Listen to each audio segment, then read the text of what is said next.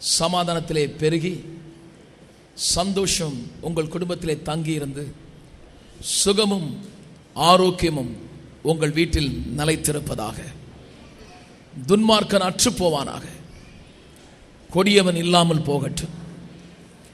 எல்லா நேரங்களிலும் கர்த்தர் நல்லவர் என்பதை நிச்சயமாய் நீங்கள் ருசிப்பீர்கள். இந்த ஆண்டுக்கான வாக்குத்தத்தங்களை நான் உங்களுக்காக கொண்டு வந்திருக்கிறேன். காது உள்ளவன்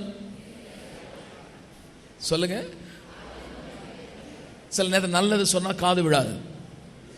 அதனாலதான் ஆண்டவர் சொன்னாரு, காது உள்ளவன் கேளுங்கன்னா. எல்லாருக்கும் காது இருந்தது, ஆனா கேட்கறதுக்கு தான் காது இல்லை. இன்னைக்கு நான் உங்களுக்கு நல்ல செய்தியை இந்த வருஷத்திலே ஆரம்பத்திலே உங்கள் செவிகளிலே ஆண்டவருடைய அருமையான வார்த்தைகளை உங்கள் உள்ளத்திலே நான் போடும்படி விரும்புகிறேன். விதைக்கிறவன் வசனத்தை விதைக்கிறான். தேவனுடைய வார்த்தையாக விதையை இந்த வருஷ துவக்கத்திலே விசுவாசத்தினாலே உங்கள் உள்ளத்திலே நான் விதைக்கிறேன். நான் அறிந்திருக்கிறேன், விதை நிச்சயமாய் அது உங்கள் வாழ்விலே ஒரு பெரிய திரட்சியை, ஒரு பெரிய பெருக்கத்தை உங்கள் வாழ்வில் கொண்டு வரும். இன்றைக்கு இந்த 1ஆம் தேதியிலே அதிகாலையில் கர்த்தருடைய வாக்குத்தத்தத்தை நான் உங்களுக்கு படிக்கிறேன். ஓசியாவுக்கு எழுதின புத்தகம் 14ஆம் அதிகாரம்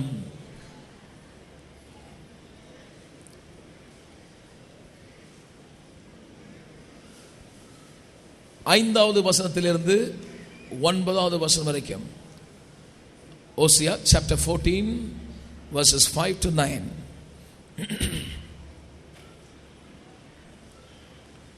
நான் இஸ்ரவேலுக்கு பனியைப் போல் இருப்பேன், அவன் லீலி புஷ்பத்தை போல் மலருவான்,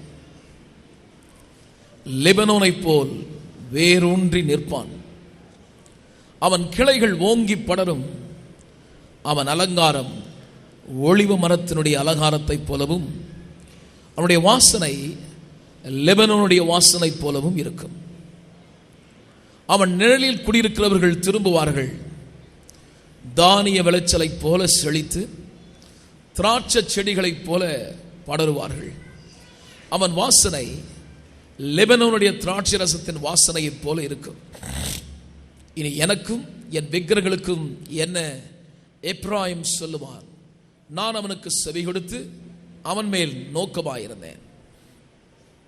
நான் பச்சையான தேவதாரு விருட்சம் போல் இருக்கிறேன், என்னாலே உன் கனி உண்டாயிற்று என்று எப்ராயிம் சொல்வான். இவைகளை உணரத்தக்க ஞானம் உள்ளவன் யார்? இவைகளை கிரகிக்கத்தக்க புத்தியுள்ளவன் யார்? கர்த்தருடைய வழிகள் செம்மையானவைகள், நீதிமான்கள் அவைகளில் நடப்பார்கள். கர்த்தருடைய வழிகள் செம்மையானவைகள்.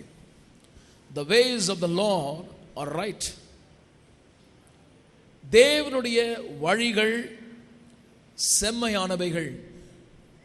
அவருடைய வழிகள் என்ன, எப்படிப்பட்டது? சங்கீத புத்தகத்திலே நான் படித்து எடுத்து பார்த்தேன். 65வது சங்கீதம் 11வது வசனத்தை பாருங்கள். இதிலிருந்து நான் அநேக காரியங்களை எவ்வளவு சீக்கிரம் உங்களுக்கு சுருக்கமாக சொல்ல முடியுமோ நான் சொல்ல விரும்புகிறேன். ஆண்டவர் உங்களுக்காக இந்த வாக்குத்தத்தங்களை கொடுத்திருக்கிறார். இன்றைக்கு இதனுடைய முழு அர்த்தத்தை நீங்கள் பார்க்க போகிறீர்கள். சங்கீதம் 65:11, வருஷத்தை உம்முடைய நன்மையால் முடிசூட்டுகிறீர், உமது பாதைகள் நெய்யாய் பொழிகிறது. இங்கே கர்த்தருடைய பாதைகளை குறித்து வேதம் சொல்லுகிறது. யோவேல் ஓசியா தன்னுடைய புத்தகத்தில் எழுதும்போது சொல்லுகிறான், அதை அறிகிறவன் யார், அதை கிரகிக்கத்தக்கவன் யார்? இப்பொழுது படித்திருக்கிற இந்த வேத பகுதி ஒருவேளை உங்களுக்கு புரியாமல் இருக்கலாம். ஆனால் இன்றைக்கு இதை குறித்து சில காரியங்களை ஆவியான உதவியோடு சில வெளிப்பாட்டை நான் உங்களுக்கு எடுத்து காட்ட நான் விரும்புகிறேன். ஆசீர்வாதமான வார்த்தைகள் சொல்லப்பட்டிருக்கிறது, ஆனால் அதை புரிந்து கொள்ளுகிறவன் யார்?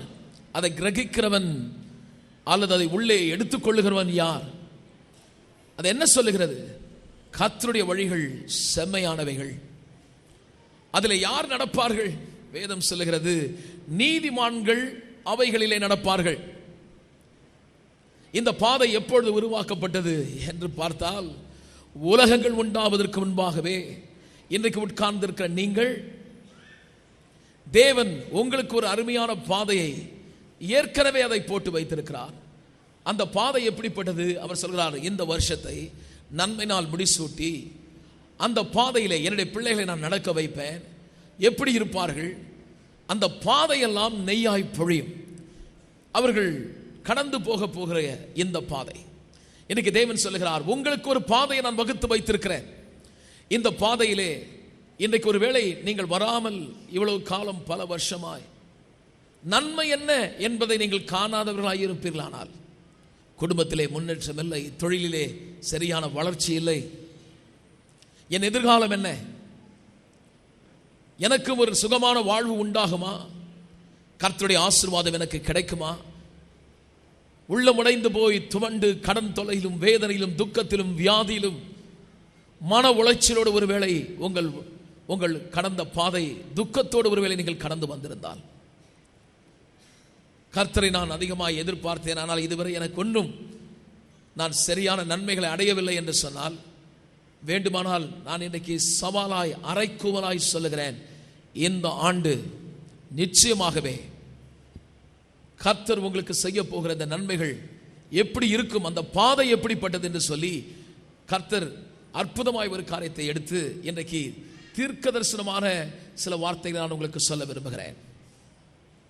அவர் சொல்லுகிறார், இஸ்ரவேலுக்கு நான் பனியை போல் இருப்பேன். பனியை போல் இருப்பேன் சொல்லும் பொழுது, விடிய காலையில் இந்த பனி பெஞ்சு கொஞ்ச நேரத்தில் இந்த பனி போயிட்டு பாருங்க, அந்த மாதிரி பனி அல்ல. முழுவதும் நினைத்து தங்கி இருக்கக்கூடிய, முழுமையாய் மூடுகிற, அதிகாலையிலே தோன்றுகிற ஒரு மிஸ்ட், மூடு பனி. தேவன் சொல்லுகிறார், நான் எல்லாரையும் மூடுவேன். பனி எதற்கு நிழலாட்டம் என்றால், ஒன்று பிரசனத்தை காட்டுகிறது, இரண்டாவது அவர் பரிசுத்தர். நான் பரிசுத்தராயிருக்கிறது போல அவர் சொல்றார், நீங்களும் பரிசுத்தராயிருங்கள். ஹல்லேலூயா. பாருங்கள், அடுத்த காரியம் சொல்கிறார், நீங்கள் எப்படி இருப்பீர்கள்? அவர் சொல்கிறார், லீலி புஷ்பத்தை போல் மலருவான். நான் பனியை போல் இருக்கிறேன், நீங்கள் லீலி புஷ்பத்தை போல் இருக்கிறீர்கள். இதன் பொருள் என்ன? நான் பரிசுத்தராய் இருக்கிறேன், நீங்களும் பரிசுத்தராய் இருப்பீர்கள். பரிசுத்தம் என்றால் என்ன? நாம் செய்கிற சில கிரியைகளா? பிரியமானவர்களே, பிரித்தெடுக்கப்பட்டவர்கள். இந்த உலகத்தில் அநேக கூக்குரல், வேதனை, துக்கங்கள், பொல்லாதவன் கையிலே இந்த உலகம் அடங்கி கிடக்கிறது. இன்னைக்கு இந்த நல்ல நாளிலே அநேக இடங்களிலே சிலர் இப்படி போஸ்டர் போட்டிருக்கிறத நான் பார்த்தேன். உலக தீர்க்க தரிசனம். என்ன அழிவு, என்ன நடக்க போகிறது, எங்கே இயற்கையின் சீற்றங்கள், எப்படிப்பட்ட வியாதிகள், யாரெல்லாம் மரிக்க போகிறார்கள், இதெல்லாம் ஒரு தீர்க்க தரிசனமாக உரைக்கிறார்கள். அதை போய் கேட்கிறதுக்கு ஒரு கூட்ட ஜனம்.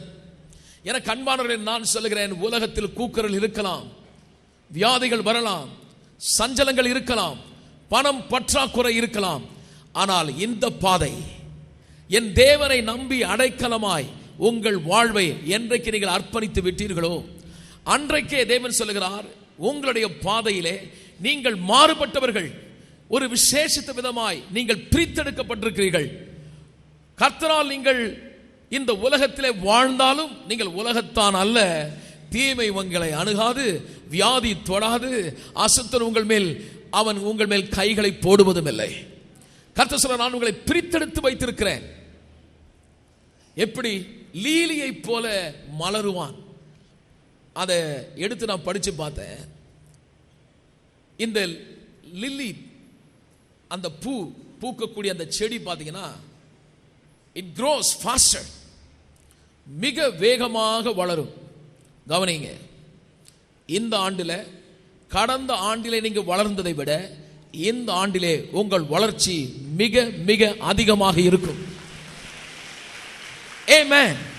நன்றாய் கரங்களை தட்டி விசுவாசிக்கிற ஒவ்வொருவருடைய வாழ்க்கையிலும் இது உண்டாகும். லீலியை போல் மலருவான் என்று சொல்லப்பட்டிருக்கிறது. என்ன அவர் சொல்லுகிறார்? எப்படி அந்த லில்லி இருக்கக்கூடிய பார்த்தீங்கன்னா அது ரொம்ப குயிக்காக வேகமாக வளரும். ஆனால் அது வேறு பார்த்தீங்கன்னா ஷாலோ, ரொம்ப ஆழமாக போகாது. அடுத்த வசனம் படிங்க, என்ன சொல்லுது பாருங்க. லீலியை போல் மலருவான், லெபனோனை போல வேரூன்றி நிற்பான். பார்க்கிறதுக்கு ஒருவேளை டைனியா இருக்கலாம், அநேகருடைய பார்வையிலே ஒருவேளை நீங்கள் சாதாரண ஒரு மக்களை போல இருக்கலாம். நீங்கள் வளர்ந்து வரும்பொழுது உங்கள் வளர்ச்சியை பார்த்து ஒருவேளை அவர்கள் நினைப்பாக கொஞ்ச நாள் இருக்கும் அப்படி ஒரு மாதிரி ஆயிடுவாங்க. இல்லை இல்லை இல்லை இல்லை, கர்த்தர் சொல்றாரு, வளருகிற இவர்கள் ஒருவனாலும் பிடுங்க முடியாத அளவுக்கு லிபனோன் மரத்தை போல அவர்களை நான் வேரூன்ற வைப்பேன். அந்த வேரை குறித்து நான் படித்தேன் பாருங்க. அது சொல்லுது, நம்ம ஊரில் நான் கேள்விப்பட்டேன் தென்னை மரம் தான் ரொம்ப அதோட வேர் ரொம்ப லாங்காக போவானு. ஆனால் இந்த புத்தகத்தை எடுத்து நான் படிக்கும் பொழுது இந்த மரத்தினுடைய வேர் மிக நீளமாக தான் இருக்கும் இடத்தை விட்டு கிட்டத்தட்ட எத்தனையோ கிலோமீட்டர் வரைக்கும் அது வேர் பரவுமா. அருமையான கவனிங்க, நீங்கள் எங்கே இருக்கிறீர்களோ அங்கே உங்களுடைய காரியம் நிற்க போகிறதல்ல, உங்கள் எல்லைகள் விரிவாகும். ஹல்லேலூயா. இடம் கொண்டு நீங்கள் பெருகுவீர்கள். நீங்க கேட்கலாம், இது எப்படி ஆகும்? எடுத்து படிப்போம். இந்த காரியத்தை எடுத்து காட்டுகிறேன். கர்த்தர் அருமையான காரியத்தை நமக்கு காட்டுகிறார். ஆமோஸ் எழுதின புத்தகம் 10ஆம் அதிகாரம். ஆமோஸ் எழுதின புத்தகம், அடுத்த புத்தகமே பாருங்க, யோவேலுக்கு அடுத்த புத்தகமா இருக்கும். 10ஆம் அதிகாரம், ஆமோஸ் எழுதின புத்தகம் 9ஆம் அதிகாரம் 13வது வசனத்திலிருந்து நான் படிக்கிறேன். ஆமோஸ் எழுதின புத்தகம் 9ஆம் அதிகாரம் 13லிருந்து. இதோ உழுகிறவன் அறுக்கிறவனையும் திராட்சை பழங்களை ஆலையாடுகிறவன் விதைக்கிறவனையும் தொடர்ந்து பிடித்து பர்வதங்கள் திராட்சரசமாய் வடிகிறதும் மேடுகள் எல்லாம் கரைகிறதுமான நாட்கள் வரும் என்று கர்த்தர் சொல்லுகிறார். கவனிங்க, நீங்க எப்படி பெருக போறீங்கன்றத இன்னைக்கு நான் சொல்றேன். கண்டிப்பா நீங்க விருத்தியாக போறீங்க. துயரத்தோடு வந்த உங்களுக்கு நான் சொல்லுகிறேன், உங்க கண்ணீரை தொடச்சிக்குங்க. சோர்ந்து போன உங்களுக்கு நான் சொல்லுகிறேன், உங்க தோளை உயர்த்தி உட்காருங்க. பலவீனமான நேரங்களால் தாக்கப்பட்டு அநேகரை பார்த்து உங்களை பார்த்து பரியாசம் பண்ணி உங்களை அவமானப்படுத்தி இருந்தா அவங்க கண்ணு காண காது கேட்க கர்த்தர் உங்களை உயர்த்தி எங்க வெக்கப்பட்டீங்க அதே இடத்துல உங்க தலையை உயர்த்த போறத நீங்க பார்க்க போறீங்க. நீங்கள் நம்பி வந்தவர் யார்? இவர் ஒரு கைகளால் வடித்த சிலை அல்ல, இவர் ஒரு படம் சித்திரம் அல்ல, இவர் ஒரு ஜீவன் உள்ள தேவன். இவர் தன்னை குறித்து சொல்லும்போது சொல்லுகிறார், உழுகிறவன் அறுக்கிறவனையும். கவனிங்க, உழுகிறவன் சொல்றான், இதை படிக்கும் போது இப்படி எழுதி இருக்குது பாருங்க. அறுக்கிறவன் சொல்வானா உழுகிறவன் பார்த்து, நீ உழ வேணாம், நீ வேலை செய்யறத கொஞ்சம் ஸ்டாப் பண்ணு, அறுவடை ஏராளமாக இருக்குது. திராட்சை பழத்தை மிதிக்கிறவன் சொல்றான், விதைக்கிறவன் இப்ப தொடர்ந்து பிடிச்சு கொஞ்சம் நில்லு. கொஞ்சம் கவனிங்க, ஓடி ஓடி மாடா உழைச்சி பணத்தை சம்பாதிக்கணும்னு சொல்லி இது இவ்வளவு நாளா உங்க பலனை நீங்க நம்பி இருக்கலாம். ஆனா இன்றைக்கு நான் சொல்லுகிறேன், கர்த்தரை நம்பினால் கர்த்தருடைய ஆசீர்வாதம் ஒன்று இருக்கிறது. கர்த்தரின் ஆசீர்வாதமே அதனோடு கூட. நீங்க கர்த்தரை நம்பினா அந்த ஆசீர்வாதத்தினா அவர் சொல்றார் பாருங்க, potential, capable means capacity, பலன், திறமை, ஆற்றல். இந்த ஆசீர்வாதத்தில் கர்த்தர் அதெல்லாம் உள்ளடக்கி வச்சிருக்காரு பாருங்க. இது இருக்கிறதுனால கர்த்தர் சொல்றாரு, இனிமேல் நீ ஓடி ஓடி உழைச்சி கஷ்டப்பட்டு எப்படியாவது முன்னுக்கு வர நினைக்காத. உன்னை உயர்த்துறது என்னுடைய வேலை. உன்னை பெருமைப்படுத்துறதுக்காகவே நான் இருக்கிறேன். உன்னை நான் பெருக பண்ண போகிறேன். உன்னுடைய